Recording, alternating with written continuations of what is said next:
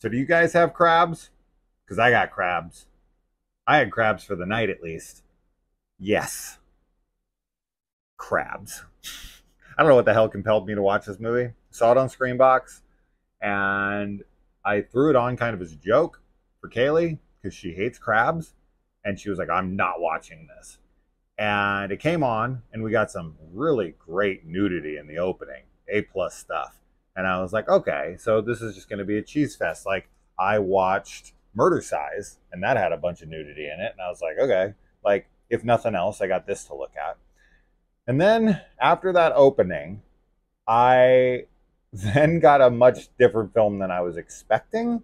This is a wild ride of a movie because this felt like a kids movie that had like a lot of hard cussing, like all of it, like cunt, fuck, all of it. Like, but then there was, of course, I said the nudity in the beginning. Then you had all that. You had a lot of like sexual innuendos and a lot of sex talk and stuff like that. And then you had like some graphic gore sometimes, not a ton of it.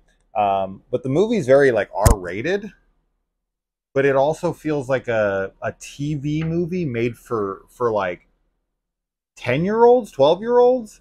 And then it turns into basically like a Power Rangers Pacific Rim type movie in the end, but more in the like, style of Power Rangers because it's lower budgeted. But even though it is lower budgeted, that's another thing. The acting and the production value, the way this film looked was better than I would expect as well, because taking something like Murder Size, which I just watched, which is super schlocky on purpose and is super, super silly and all that kind of stuff, it doesn't look good, right? It looks super cheap. It looks very, but this one, while it does have a lower budgeted feel to it, the way that it's shot, like the cameras that they used and the actors that they used, they're much better than I would expect on a production like this. So this was kind of a wild ride for me. I did find enjoyment in it. There's a character named Radu, who's like some foreign exchange student, I think. He has this really, really hammed up accent. I don't even know what country. I think they said, was it Romania, or I can't remember what country they said it was. Whatever it was, this guy ain't doing an accent from any country. It's one of those actors who does not have an accent, trying their best to do some kind of an accent, but failing miserably. But it's kind of on purpose because it's all for comedy. And Radu's the kind of character that he could really hit with you depending on your humor. With him, I found myself really in the middle. Like, sometimes he was Jar Jar Binks and annoying the hell out of me. And then other times, I actually found some of the lines and some of his performance to be actually pretty funny. And I was actually laughing. So he was like really back and forth. I have a feeling most people will find him absolutely insufferable the entire film. But he's like, the joke in Family Guy when Peter hits his knee and he just sits there and he keeps going at it for so long that it's like kind of funny at first, and then it just stops being funny, and then it goes on for so long it kind of starts to become funny again. It's like one of those things. It's almost a psychological manipulation of like, this is so awful and so ludicrous that somehow I'm still laughing. But then some of the jokes he says are actually kind of clever and funny. And the movie even ends with Radu singing a theme song for the movie in that character voice and everything. So, yeah, I mean, he's memorable. I'll give him that. I mean, even if it didn't work for me, even if I hated him the whole movie, I will say it's not something I'm going to forget. So kudos to the actor who played him, because he's definitely memorable, and there's worse things to be. So there's that. The main kid, who is like, the whole, so our main character, the movie is about this town where these crabs become exposed to nuclear radiation, whatever, and of course they start to lash out and then grow in size, and it becomes like a giant monster, giant animal kind of movie. But our main character is a kid who's played by this actor I know from my kids' show, Kicking It, and he looks like exactly the same age. This is one of those actors that just like never ages. He's gonna look young forever. But he's the main character, and he's in a wheelchair. And his best friend's this girl, and you can tell from like moment one they like she's so in love with him, and of course they're gonna have this romantic thing the whole time.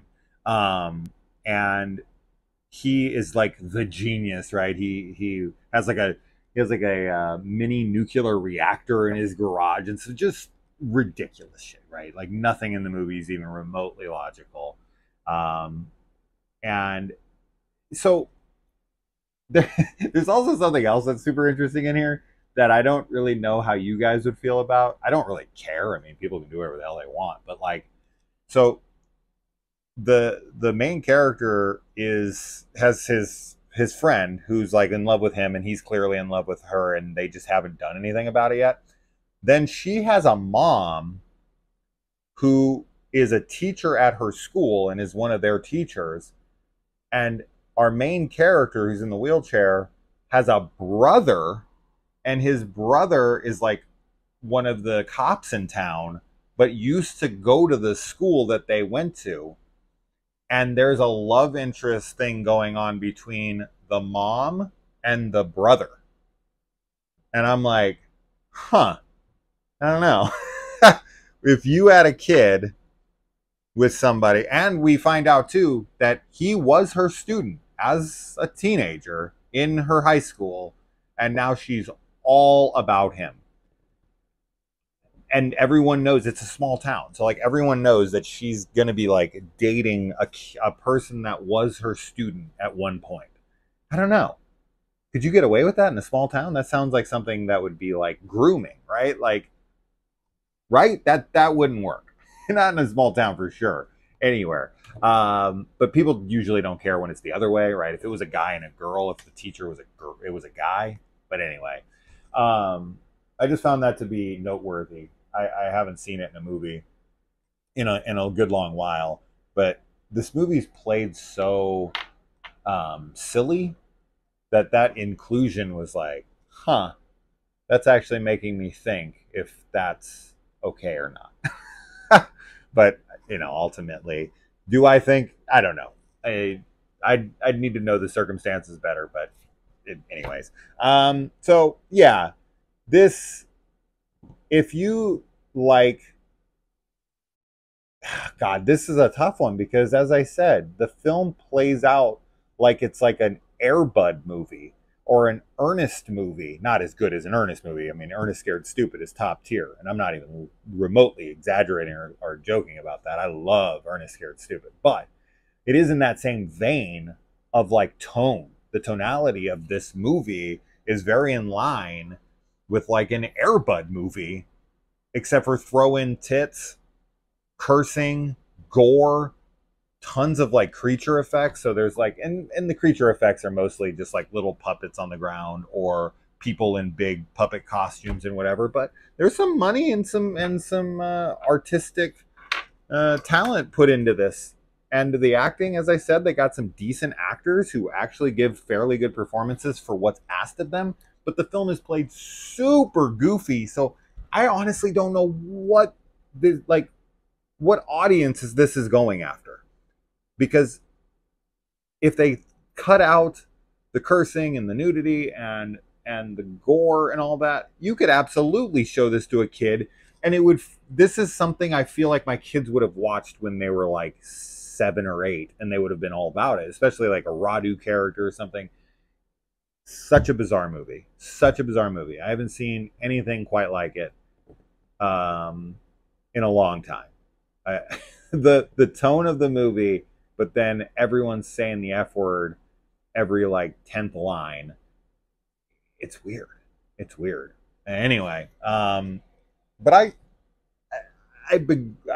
man, did I Did I have an okay time watching it? I did. Could I recommend it in good faith to anybody? Absolutely not. Absolutely not. But I think you've heard enough now to make that decision for yourself. Are you into super cheesy, very confused tonally films that are like trying to appeal to kids while also showing great tits in the opening, some kills and cursing, and some absolutely absurd plot line with an ending that leaves it off for a sequel and also before doesn't even make any sense at all?